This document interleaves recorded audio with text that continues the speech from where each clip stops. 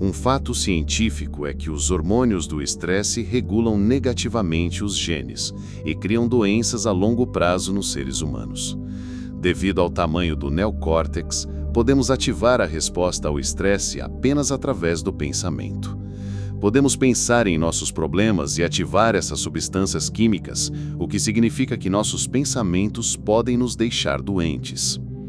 Então, se é possível que nossos pensamentos possam nos deixar doentes, é possível que nossos pensamentos possam nos curar? A resposta é absolutamente sim. O que é um hábito? Um hábito é um conjunto redundante de pensamentos, comportamentos e emoções automáticos e inconscientes que é adquirido através da repetição. O hábito é quando você fez algo tantas vezes que seu corpo agora sabe como fazer melhor do que sua mente. Se você pensar sobre isso, as pessoas acordam de manhã e começam a pensar em seus problemas. Esses problemas são circuitos de memórias no cérebro. Cada uma dessas memórias está conectada a pessoas e coisas em certos tempos e lugares. Se o cérebro é um registro do passado, no momento em que começam o dia, já estão pensando no passado.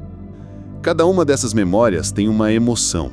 Emoções são um produto final de experiências passadas. Então, no momento em que recordam essas memórias de seus problemas, de repente se sentem infelizes, tristes, sentem dor. Como você pensa e como você se sente, cria seu estado de ser. Então, o estado de ser inteiro da pessoa, quando ela começa o dia, está no passado. O que isso significa? O passado familiar se tornará, mais cedo ou mais tarde, um futuro previsível. Se você acredita que seus pensamentos têm algo a ver com seu destino e você não consegue pensar além de como se sente, ou se os sentimentos se tornaram um meio de pensar, pela própria definição de emoções, você está pensando no passado. E na maior parte do tempo, você continuará criando a mesma vida. Então as pessoas pegam seus celulares, checam WhatsApp, textos, e-mails, Facebook, postam uma foto dos pés no Facebook, tweetam algo, fazem Instagram, checam as notícias e agora se sentem realmente conectadas a tudo que é conhecido em suas vidas. Então passam por uma série de comportamentos rotineiros, saem da cama do mesmo lado, vão ao banheiro, tomam uma xícara de café, tomam um banho, se vestem, dirigem para o trabalho do mesmo jeito, fazem as mesmas coisas, veem as mesmas pessoas que apertam os mesmos botões emocionais e isso se torna a rotina, torna-se como um programa. Agora perderam seu livre-arbítrio para um programa e não há mão invisível fazendo isso com elas. Quando chega a hora de mudar, a redundância desse ciclo se torna um programa subconsciente. Aos 35 anos, 95% de quem somos é um conjunto memorizado de comportamentos, reações emocionais, hábitos inconscientes, atitudes fixas, crenças e percepções que funcionam como um programa de computador. A pessoa pode dizer com 5% de sua mente consciente: eu quero ser saudável, quero ser feliz, quero ser livre. Mas o corpo está em um programa completamente diferente. O período refratário e o trauma. Quanto mais forte a reação emocional que você tem a alguma experiência em sua vida, maior o quociente emocional, mais você presta atenção à causa. No momento em que o cérebro coloca toda a sua atenção na causa, ele tira uma foto. Isso é chamado de memória. Memórias de longo prazo são criadas a partir de experiências altamente emocionais.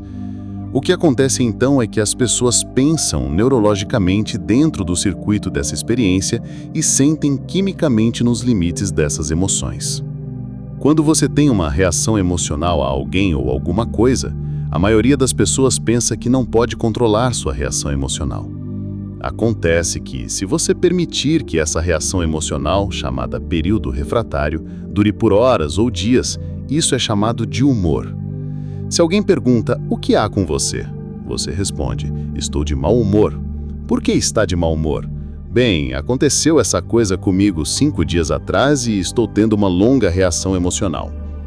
Se você mantiver essa mesma reação emocional por semanas ou meses, isso é temperamento. Se mantiver por anos a fio, isso se torna um traço de personalidade. Aprender como encurtar seu período refratário de reações emocionais é realmente onde o trabalho começa. A maioria das pessoas passa 70% de sua vida vivendo em sobrevivência e estresse. Elas estão sempre antecipando o pior cenário baseado em uma experiência passada. Literalmente, dos potenciais infinitos no campo quântico, eles estão selecionando o pior resultado possível e começam a abraçá-lo emocionalmente com medo, condicionando seus corpos a um estado de medo. Por que a mudança é tão desconfortável? Continuamos disparando e conectando esses circuitos, eles se tornam mais fixos. Você tem um pensamento e o programa roda, mas é a emoção que segue o pensamento. Se você tem um pensamento de medo, vai sentir ansiedade. No momento que sente ansiedade, seu cérebro está checando com seu corpo e dizendo, sim, você está bem ansioso. Então você começa a pensar mais pensamentos correspondentes ao que sente. A redundância desse ciclo condiciona o corpo a se tornar a mente. Quando chega a hora de mudar, a pessoa entra nesse rio da mudança e faz uma escolha diferente, e de repente não se sente da mesma forma. O corpo diz, bem, você tem feito isso por 35 anos, vai simplesmente parar de se sentir sofrendo, culpado e envergonhado? Não vai mais reclamar, culpar, dar desculpas ou sentir pena de si mesmo? O corpo está no desconhecido, então diz, quero voltar ao território familiar. O corpo começa a influenciar a mente. Comece amanhã. Você é muito parecido com sua mãe, nunca vai mudar, isso não vai funcionar para você, não parece certo. Se você responder a esse pensamento como se fosse verdade, esse mesmo pensamento levará à mesma escolha, que levará ao mesmo comportamento, que criará a mesma experiência, que produzirá a mesma emoção. Como saímos desse ciclo? Se você não está sendo definido por uma visão do futuro, então fica com as velhas memórias do passado e será previsível em sua vida. Se você acordar de manhã e não está sendo definido por uma visão do futuro, conforme vê as mesmas pessoas, vai aos mesmos lugares e faz exatamente a mesma coisa no mesmo horário, não é mais que sua personalidade está criando sua realidade pessoal. Agora sua realidade pessoal está afetando ou criando sua personalidade. Para mudar, você tem que ser maior que o seu ambiente, maior que as condições em seu mundo. Por que a meditação é a ferramenta? Vamos sentar, fechar os olhos, nos desconectar do ambiente externo. Se você está vendo menos coisas, há menos estímulo indo para seu cérebro. Se você disser ao seu corpo para ficar parado como um animal, fique aqui, vou alimentá-lo quando terminarmos. Então você tem que concordar que está sendo definido por um pensamento. Quando o corpo quer voltar ao seu passado emocional, e você se torna consciente de que sua atenção está nessa emoção, onde você coloca sua atenção é onde coloca sua energia. Você está sugando sua energia do momento presente para o passado. Toda vez que se torna consciente disso e acalma o seu corpo de volta ao momento presente, está dizendo ao corpo que ele não é mais a mente, que você é a mente. Sua vontade está se tornando maior que o programa. Metacognição. Não acreditar em tudo o que pensamos. Temos um lobo frontal enorme, 40% de todo o nosso cérebro. A maioria das pessoas, quando tem um pensamento, simplesmente pensa que é verdade. Uma das minhas maiores realizações na minha própria jornada foi: só porque você tem um pensamento não significa necessariamente que seja verdade. Se você pensa 60 a 70 mil pensamentos em um dia e 90% desses pensamentos são os mesmos do dia anterior, e você acredita que seus pensamentos têm algo a ver com seu destino, sua vida não vai mudar muito.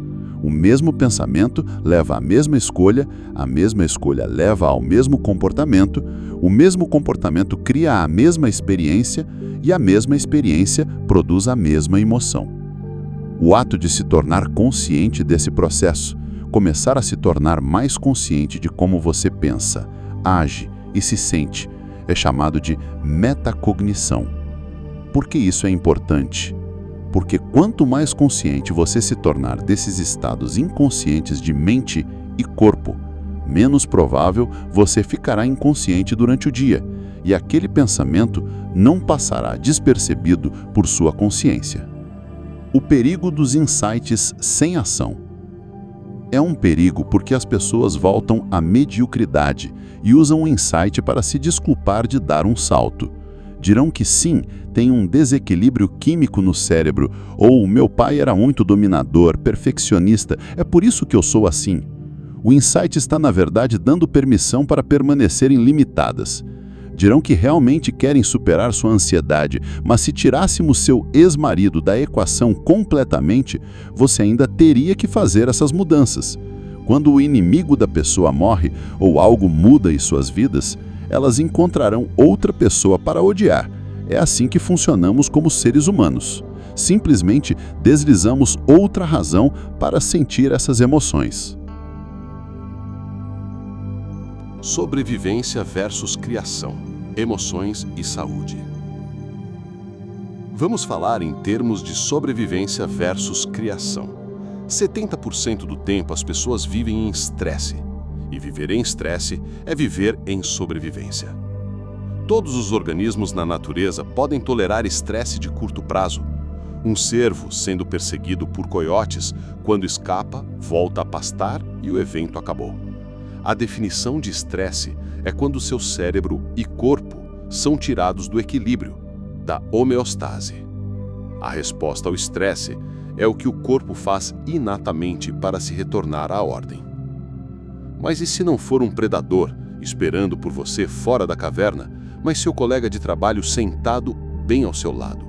E o dia todo você está ativando essas substâncias químicas porque eles estão apertando todos os seus botões emocionais. Quando você ativa a resposta ao estresse e não consegue desligá-la, está caminhando para a doença. Nenhum organismo na natureza pode viver em modo de emergência por esse período prolongado. É um fato científico que os hormônios do estresse regulam negativamente os genes e criam doenças. Os seres humanos, devido ao tamanho do neocórtex, podem ativar a resposta ao estresse apenas pelo pensamento. Epigenética. Como mudamos nossos genes? Epigenética. Epi significa acima do gene. Muitos anos atrás, após a descoberta da hélice do DNA, disseram que todas as doenças são criadas pelos genes. Acontece que menos de 5% das pessoas no planeta nascem com condição genética. Os outros 95% a 99% são criados pelo estilo de vida e escolhas. Você pode pegar dois gêmeos idênticos, mesmo genoma exato. Um morre aos 51, o outro aos 85. Mesmos genes, ambiente diferente. De repente disseram, mentimos, estava errado. Não são genes que criam doença, é o ambiente que sinaliza o gene que cria doença. Mas essa também não é toda a verdade, porque você pode ter duas pessoas trabalhando lado a lado na mesma fábrica. Uma desenvolve câncer após 25 anos de exposição a carcinogênicos e a outra não tem câncer algum. É possível, então, se o ambiente sinaliza o gene e o produto final de uma experiência no ambiente é uma emoção, sinalizar o gene antes do ambiente, abraçando uma emoção elevada?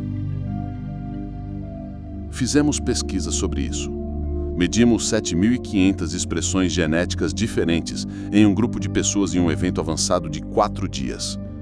No final dos 4 dias, os 8 genes comuns que foram regulados positivamente incluíram 2 genes para suprimir células cancerosas e crescimento de tumores, 2 genes para neurogênese, crescimento de novos neurônios, o gene que sinaliza células tronco para ir a áreas danificadas e repará-las. O gene para estresse oxidativo foi regulado positivamente. Também medimos telômeros, as pequenas cordas no final do DNA que nos dizem nossa idade biológica. Pedimos às pessoas para fazer o trabalho de meditação 5 de 7 dias por 60 dias. 60 dias depois, 74% das pessoas alongaram seus telômeros. Se alongou 10%, elas recuperaram 10% de suas vidas. Meu impacto no mundo. O objetivo final, para mim, é empoderar as pessoas a tal grau que percebam que precisam de menos coisas fora delas para ficarem felizes. menos coisas fora delas para regularem seus humores e comportamentos, e que comecem a usar o poder que todos temos acesso. Para realmente mudar o mundo, fazer a diferença para que haja mais paz, mais integridade, mais conexão, que nos apoiemos e nos amemos uns aos outros, sirvamos melhor. Se todos estão trabalhando em si mesmos e fazendo o melhor para apresentar o maior ideal de si mesmos ao mundo, o mundo será um lugar melhor. Essa é a minha paixão e estou testemunhando isso acontecer agora mais do que nunca imaginei que veria.